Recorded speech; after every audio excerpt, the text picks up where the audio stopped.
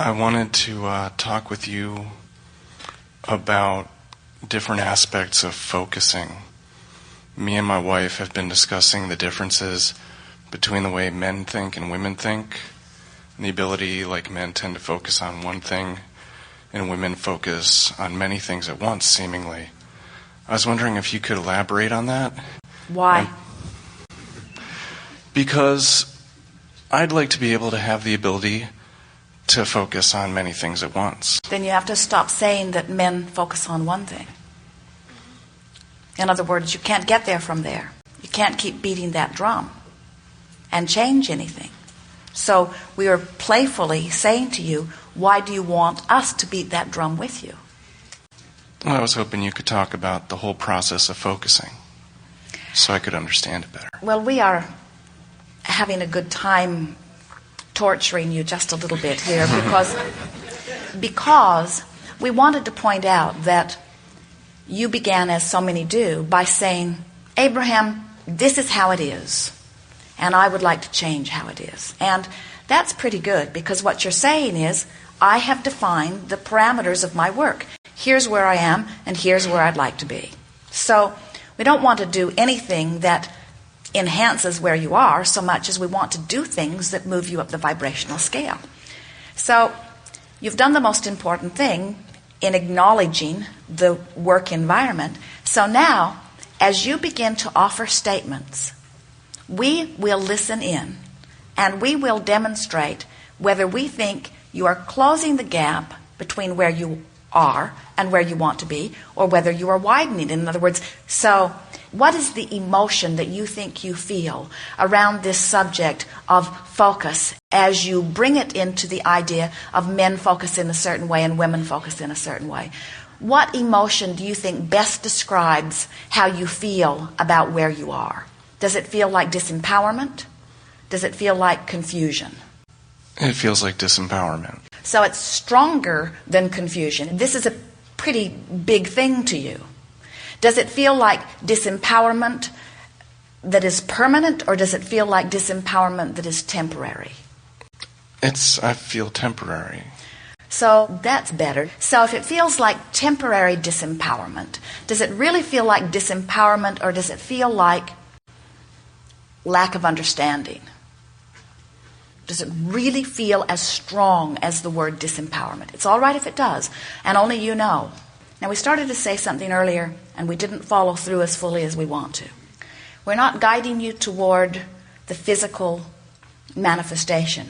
We're guiding you to the feeling of relief. And if you will realize that if you will understand focus as focusing energy, and that the way you focus energy, or the way you are aware of the energy that is focused, is through your emotions, then you realize that this is not a thinking process, this is a feeling process. And of course, you don't feel if you're not thinking, but if you put the emphasis on how you feel, you'll be able to focus easily. And that's the answer to your question. That's why women are able to focus usually, not always, on more things. Women, not always, but they tend to be more emotional beings. They are more in touch with their emotions.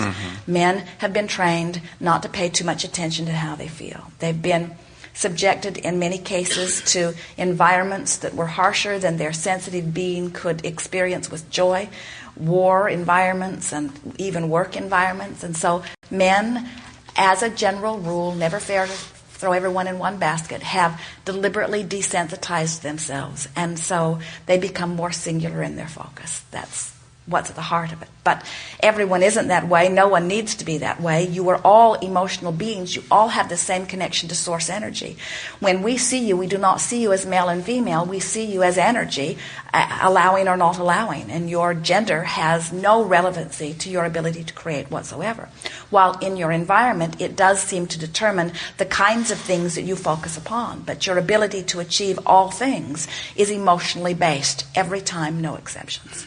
So the answers to the questions that we think you're reaching for is that the way you can feel about this focus is by understanding two things: the nature of your desire and what your desire really feels like, and where you are relative to it. And so when you have a desire that you've spent time on, and often it's a desire that you have spent maybe even years looking toward, and you found yourself pondering it and flowing energy toward it often over a period of time, there's huge energy flowing relative to something like that. And then when you find a thought in your moment, which is a vibrational equivalent to that fast-moving energy, you soar with the thought. It gives you a sensation of life. You find it pleasant to contemplate. It doesn't really matter to you how it is unfolding. You're in the flow of a fast-moving thought, and that is that free-flowing thought. That is ecstasy. That's that feeling of passion. In like manner, if you're focused upon this free-flowing thought, and you are focused upon it from a vantage place of not believing that you can achieve it, now you are experiencing equal or equivalent angst. In other words, now the thought is discouraging to you. Now you don't even want somebody to bring it up, you see. And so what is the perfect state of creative being? To be interested in something and not have resistance. That's the perfect state. The perfect state is to want and not resist. That's the perfect state. And you get to decide how much you want relative to your resistance. If you're going 1,000 miles an hour and you hit a tree, it's a problem. If you go 5 miles an hour and you hit a tree, it's not so much of a problem. And most people think that, well, I should focus upon the speed of my car. And we say, we would be focusing upon clearing the trees. We'd be focusing on eliminating resistance, and then we'd go as fast as we could go. We'd always go as fast as we could go no matter what. We'd go as fast as we could go, because that's who you are, as fast as you can go, as fast as you can go, as fast as you can go. But when you go fast with no resistance, ecstasy. When you go slow, resistance or not, boring. And you eliminate resistance by focusing on that which makes you feel good. You eliminate resistance by reaching for relief, because relief is indication that resistance is subsiding. Yes. Great. I feel great now. It was a hard grind for everyone, but worth it. Worth it. Thank you so much. Yes, indeed. So I had a question kind of formulated before I came. It's about the impersonal and the personal aspects that I hear from Abraham. For instance, personal being, there's great love here for you, we adore you, we eat you up, things like that, which I love. I think I would love to have someone love me that much and have that sort of a personal connection. And then also there are things that you say like, nothing is about deserving, it's all about vibration, or the universe isn't your friend, it's not your enemy, it just is. And I feel like sometimes it's a relief to me that it's not personal, and sometimes it's a relief that it's personal. And for me, sometimes it'll be that I reach for something I don't want to reach for anymore, like alcohol or something. And I think I'm really reaching for non-physical, or a different aspect of this relationship between physical and non-physical. Does that give you any sort of clarity about what I'm asking? Well, we think what you are asking is important, and we think you are asking something that everyone is experiencing in some way. And we're going to ramble just a little bit here until we say that which is close to what we think you are getting at. Someone said to us, Abraham, why is it that you don't talk about God? And our very clever answer was, we don't talk about anything else. Because we were wanting to sort of abruptly bring this person into the realization that who we are and what we know is not diametrically opposed to their understanding that there is something that is beyond their physical beingness, and that there is something that they will return to. In other words, we wanted them to understand that there was some basis to their beliefs, that we are just trying to enhance their beliefs, not radically upend them. You are describing what we think is the basic wrestling match that almost all humans have with themselves, as they begin to recognize that here they are and they want to do something about being here. It's the question, am I really the creator of my own reality, and do I have the right to be? Or am I here in order to serve something or please something that really is the creator? And so we think your words to us were perfect words as you're trying to figure out, is this really a non-personal universe where law of attraction is just the base of it and I just have to get in sync with it? Or does somebody care about my expansion? And we want you to understand that all of that is true. And the reason that you get some of all of that from us is depending upon which aspect that we are focusing with you. But all of that is true. Now here's an embellishment of that. We would not say that the universe is not caring about you.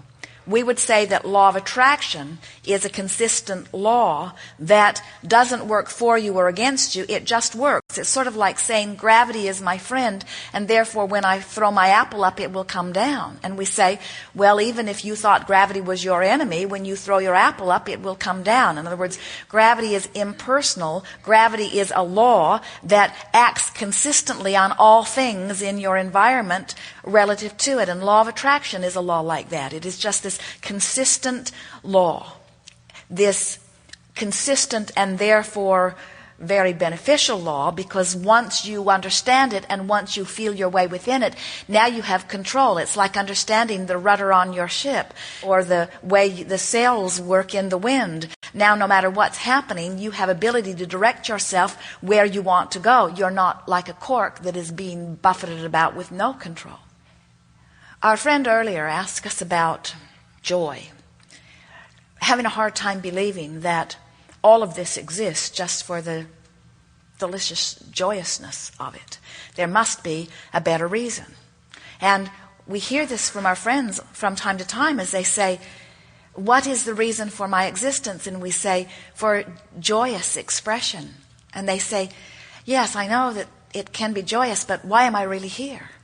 And we say, well, for the adventure of expressing and for the joy that you discover in the expressing. And they say, yes, I hear that, Abraham, but really, what is the reason that I'm here? There must be another reason, because you have been oriented that you must pay a price in order to get somewhere, and in the process, you've come to believe that getting there must be really important, therefore, it must be the reason, and we say, but if you're not getting to joy, then you've gotten nowhere.